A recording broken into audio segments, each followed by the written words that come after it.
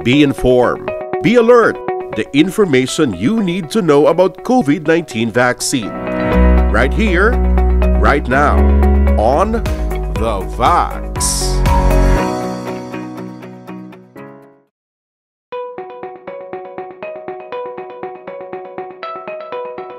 Kalabanan ng immunity nga natawag either natural or artificial. Ang natural, kung magmasakit ka, ang response ang lawas mo pagkatapos ang masakit, nag-develop kaya antibodies para next time, magpalapit sa imong mikrobyo, may antibodies ka na, so may pangontra ka, nakili ka naman ng tiwat. Whereas ang artificial gina-injectionan ka sa bakuna para mag-develop ka sa antibodies without developing na masakit.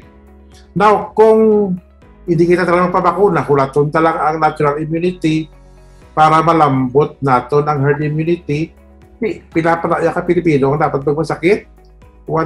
Pila kita subong mga 100 million kita, 105 or 110 million ka Filipino subong. Take on 70% of that, mga 70 million, kaya dapat magmasakit para ma-acquire sa natural immunity. Ikon 2% sila patay, pilala kaya kabilog man. Mga almost 1.4 million pa yung mapatay na kung if this rate of dying from the disease continues. Although tiyan bako gali basi less than 2% naman eventually kaya may mga bulong at hinahatag, although tiyan mga non-specific man yung bulong hinahatag natin, puro supportive man lang. Kundi that's the risk that we are taking, and willing bala kita mag-risk go sa kamusina. Willing kita nga madala kita sa 1.4 million para malambot lang laya ang 70%. Daw ka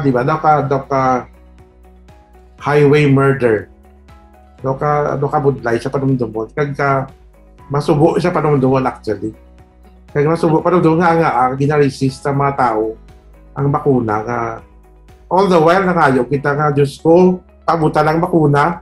Ano yung abot ang bakuna, hindi pag kita gyapon. Ano aton gusto? Ara na sa aton. Di, actually, subong lang abot na di ang Sinovac sa Iloilo City ko, no? So, nangangangkot sila sa hospital kung sino pa bakuna. Una ko ito lang palista, kaya makuha pa bakuna ako. Kaya na-handlock ako, kaya magka-severe COVID. Kaya na kung saan mapatay ikaw. At the same time, hindi na siya about yourself alone. You should think of the people around you, of your friends, your relatives. Ako mga pasyente ko, para ka, kung may ara ko antibodies, so ako ang chance nga hindi ako malatnan, hindi ko man sila malatnan. So we should think about other people when we think about receiving the mabaton sa bakuna o kung hindi. And we should take the chance na ginahatag sa aton.